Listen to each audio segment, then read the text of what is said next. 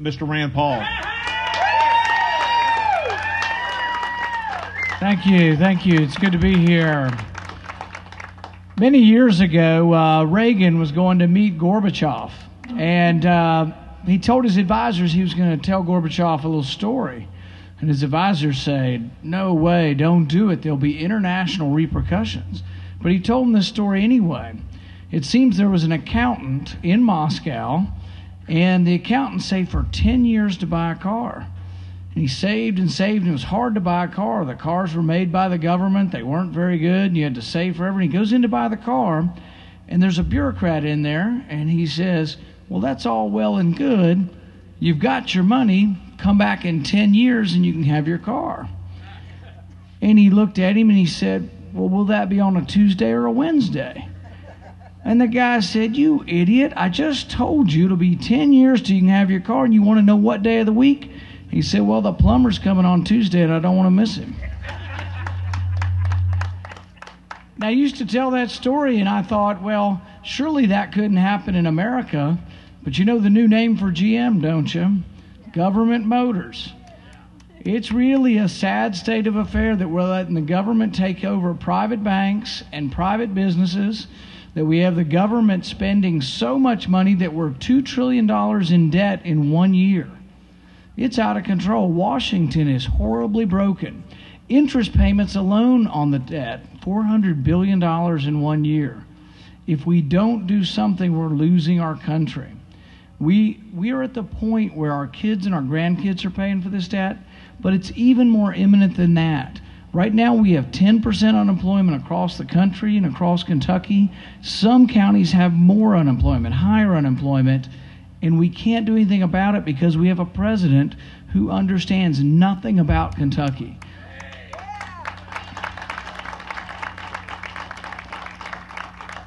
We have a president who hadn't been here since he's been elected. And what does he talk about? He got Obamacare passed. Obamacare is going to be a disaster for us here. It's new costs, new taxes, higher premiums, and it's going to be less jobs available for people. The problem is imminent, and they're going the wrong directions. We had banking problems. We had a banking crisis. What did President Obama do? Passed a 2,300-page bill with 5,000 new pages of regulations still being written. And guess what? No banks failed in Kentucky. The problem wasn't here in Kentucky. The problem was with government banks, Freddie Mac, Fannie Mae, the Federal Reserve. If we need new regulations, it's of the government banks, not of the private banks.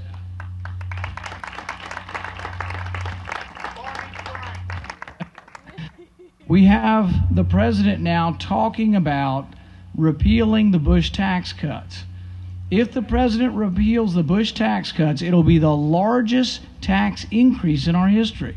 If you talk to economists around the country, they will almost to a person tell you that it's a disaster to raise taxes in the middle of a recession.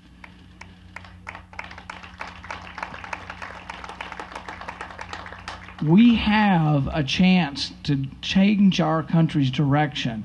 We have a chance to take our country back. I'm proud to be a Kentuckian. I'm proud to be American. I'm proud of our American system, which is capitalism, free enterprise, free markets. The problem is that our government is going the wrong direction in every area of our economy and everything that's going on. President Obama is taking us in the wrong direction. This election will be about what direction you want to take the country. Are you happy with the president taking over all kinds of segments of our economy, or do you want to allow capitalism to thrive? Do you want to allow the American free enterprise system to thrive? The choice is very clear. It's a very distinct choice this year. There is a great movement going on in this country, and there is an uprising saying we want our government back. We want to force them to balance the budget by law. We want to force them to say, you know what? We don't want you to go up there for 30 and 40 years. We want to have term limits.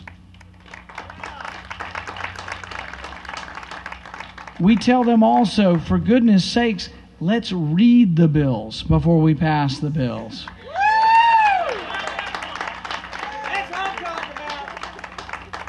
let's point out where the bills get constitutional authority. I mean, it is crazy that they say, oh, well, everything is the Commerce Clause. The Commerce Clause, you can drive anything through it, and they'll say, oh, that justifies the federal government doing this. In fact, there have been people who are running for office in Kentucky who say, well, the Constitution doesn't say you have a right not to have insurance. What an upside-down view of the Constitution. Where in the world do they not understand the 9th and 10th Amendment says that if those powers weren't given to the federal government, they're left to the states and the people respectively.